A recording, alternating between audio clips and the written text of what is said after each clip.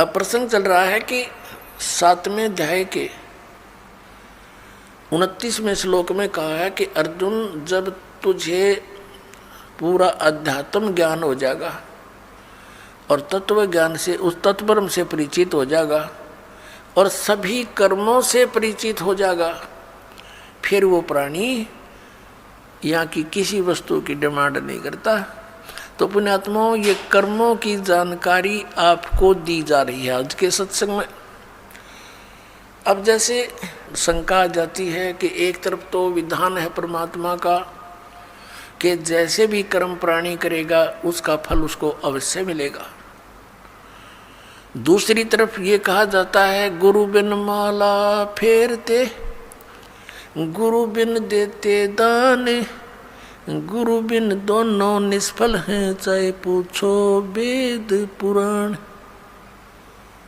वे गुरु जी के बिना कोई दान पुण्य करते हैं वो व्यर्थ है, भक्ति भी करते हैं वो भी व्यर्थ है। दूसरी तरफ ये भी कहा गया भी जैसा कोई कर्म करेगा चाहे कैसा भी है वो भी उसको फल मिलेगा, बिल्कुल सत्य है।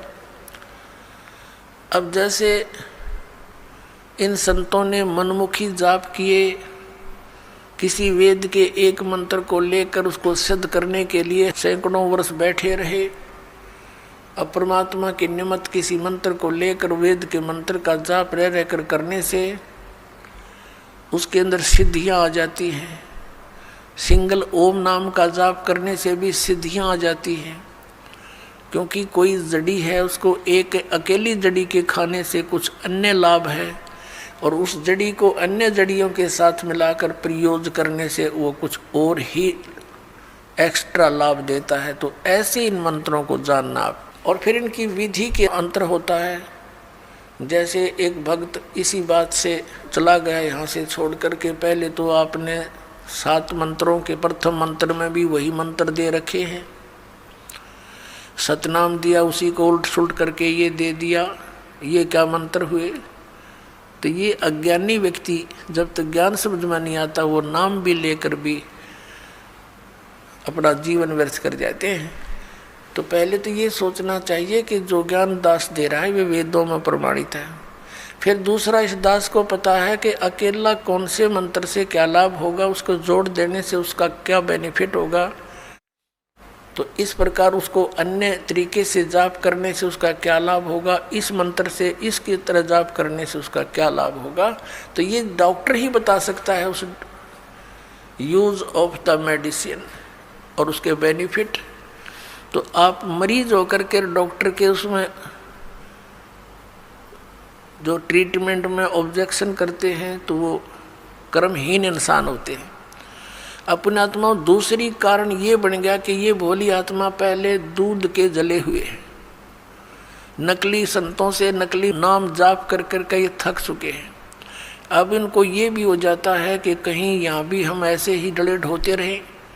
तो उसके लिए प्रार्थना करता है दास बार बार के उपदेश लेने से पहले आप जी पूर्ण रूप से अपनी शंकाओं का निवारण करवाएं और फिर दीक्षा लो, 10 दिन पीछे ले लो, महीने पीछे ले लो, इतने दिन बीत गए और 10 दिन सही, 1 महीने 2 महीने पीछे ले लो।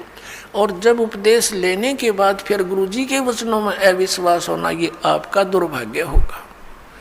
इस दास के एक भी वचन पर आपको किसी भी प्रकार का अविश्वास नहीं होना चाहिए, ये ब्लाइंड फेथ करना पड़ेगा। और आप जी ने ब्लाइंड फेथ किया क्योंकि उन नकलियों के पास किया, उन्होंने आपकी भावना का, आपकी श्रद्धा का, आपके डिवोशन का दुरुपयोग किया, उनको ज्ञान था नहीं। आप जी पूरे मानव समाज ने ये सोचा गुरु जी जो कहते हैं वो सही होता है। अब वहाँ दूध के जड़े हुए, अब यहाँ छाछ को भी फूंक मारने लग गए तुम। तो पहले उसको टेस्ट कर ले, बाद में ऑब्जेक्शन करें, यानी नाम लेने के बाद फिर मन में दोष आता है तो आप नाम रहित हो जाते हो। ये बहुत भयंकर और नाजुक दौर होता है इस भक्ति का। और काल ये चाहता है, उसने इसीलिए तो सारा जुगाड़ जोड़ रखा, नकली नरेश संत बना दिए इन राधा स्वामी, धन धन सतगुरु, जय गुरुदेव, और ये जनोद वाला, और ये जगमाल वाली वाला, ये सतपाल जी महाराज, और ये तेरे बाल योगेश्वर, और यह साराम उड़े निरंकारी, ये देश का देश धका दिया काल ने, और खक नहीं इनके पास। और यहाँ दास ने गला पड़ा लिया, 15 साल हो गए रह रहकर इस ज्ञान को सुनाते। आपके इसी ज्ञान को सुनाने के कारण, आप तक सत्य को पहुँचाने के लिए इस दास के ऊपर कितने बुरे आरोप लगाए गए, जेल में डाल दिया, क्रोथा कांड करवा दिया इन दुष्ट लोगों ने, क्योंकि इनकी रोजी रोटी बंद हुई थी। ठीक है, दास ने तो हथेली पर जान धर रखी है, भगवान का आदेश हो गया कि बेटा उठा दे डूंडा और मैं तेरे साथ रहूँगा। तो फिर अब जो भी होगा, अब तो या तो ये नकली रहेंगे या दास रहेगा।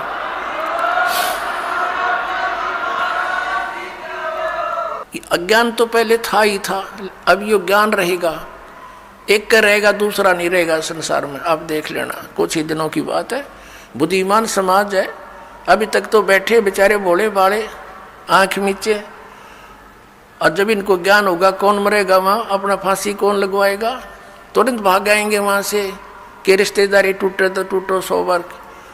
तो कहने का भाव ये है कि जो उद्देश्य लेकर हम आए उसको पूरा करना पड़ेगा।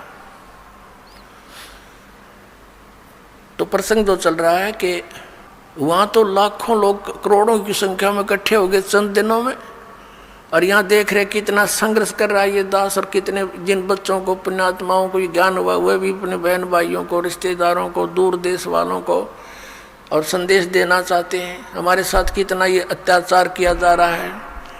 जैसे यहाँ हरियाणा में क्रोथा कांड करा के हमें जेल में ठोक दिया, क्रोथा आश्रम छीन लिया, तहस नहस कर दिया, झूठी अफवाहें फैला दी, गुंडा है, बदमाश है, वहाँ ऐसे होता था ताकि सब जनता उनसे नफरत करे और साथ में जितने उनके शिष्य हैं वो भाग जाएं। ऐसा गंदा व्यक्ति है रामपाल। तो मेरे बच्चों को मेरा पता था, क्योंकि वो तो मेरे सीने पर रहा करते थे, वो एक भी टस से मस नहीं हुआ और ना ही हो सकता। और ये जितना अब जहाँ भी प्रचार करने गए हमारे बच्चे मध्य प्रदेश में, वहाँ पर ठोक दिए जेलों में। लेकिन ये बेपरवाह हैं, ये तो और दूनी उमंग से गए, क्योंकि उनको मालूम है हमारे साथ भगवान है, सत्य है, सभी बहन भाई हमारे हैं। ये काल प्रेरणा से ही विरोध कर रहे हैं। तो पुण्यात्माओं, ये संघर्ष आप जी ने सब न करना पड़ेगा मिलकर। जब ज्ञान हो जाएगा, लड़ना नहीं है किसी से, लड़ने से तुम्हारा मिशन फेल हो जाएगा। कि किसके साथ लड़े, वो भी तो अपने बच्चे भाई बहन है, सभी मजहब धर्मों के, क्योंकि हम एक पिता की संतान है। ये हृदय से सोच लेना, फॉर्मलिटी मत समझना। सच्चाई ये है, हम किसके साथ मरे। परमात्मा आए थे कबीर जी, उनके साथ कितना अत्याचार किया था, और किसी को उन्होंने एक शब्द भी अप नहीं बोला।